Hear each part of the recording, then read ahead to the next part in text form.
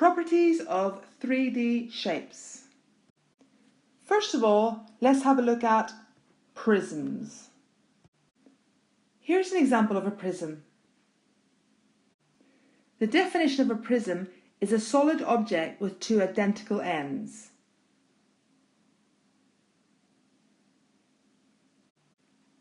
The identical ends are also the same shape as the constant cross-section.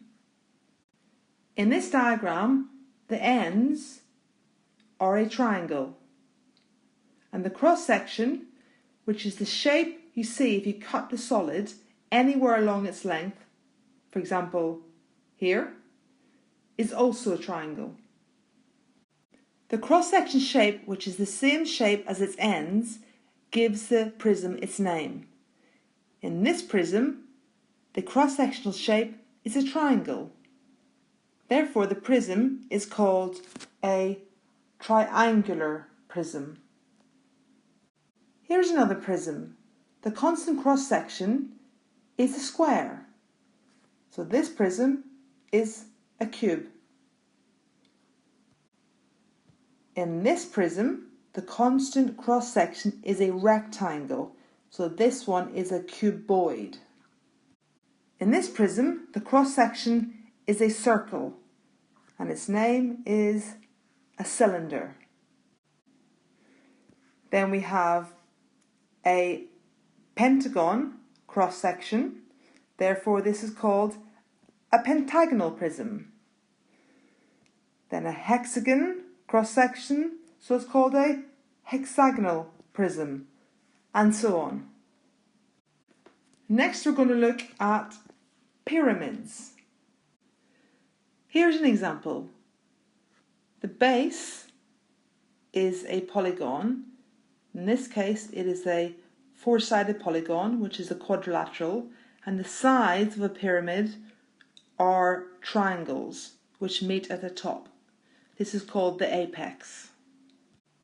Now, as the polygon which forms the base of the pyramid is a square, it is called a square-based pyramid.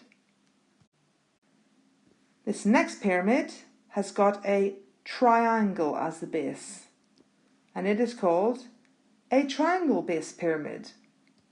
A triangle-based pyramid also has another special name, tetrahedron.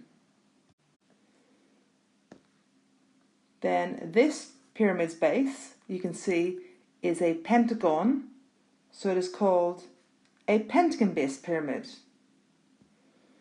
This one, you can see, it's a hexagon, so it's a hexagon-based pyramid, and so on.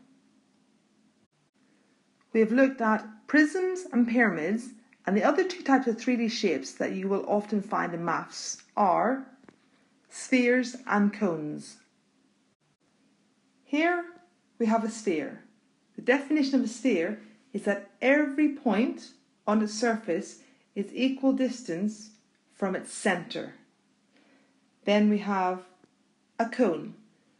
And the definition of a cone is that it tapers from a circular base to a point.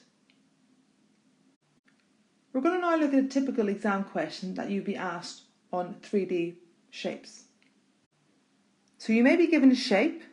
Here we have a cuboid, and you may be asked to write the number of vertices, edges and faces on the object.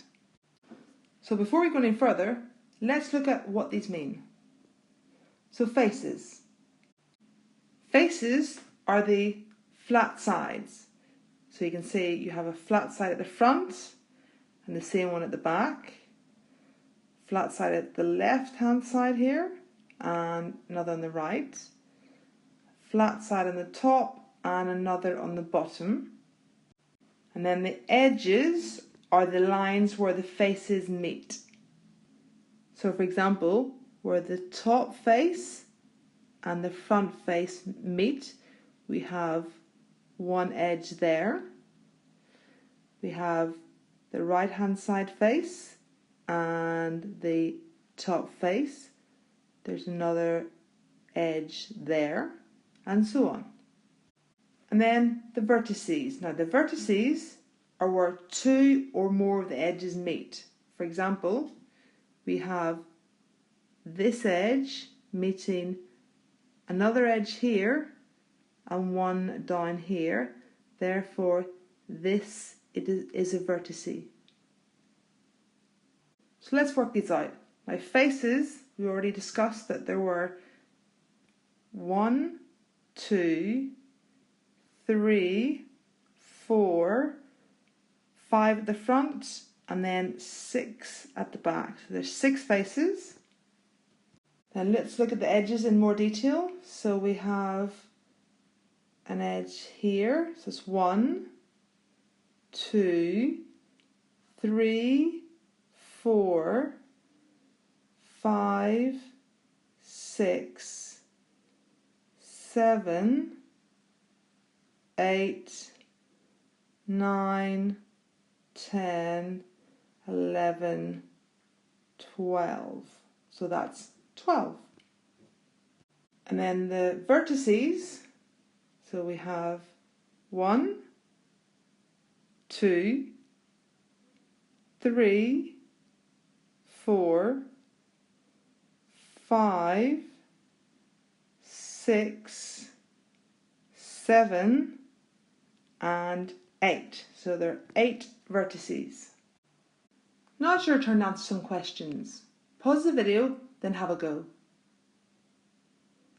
How did you do?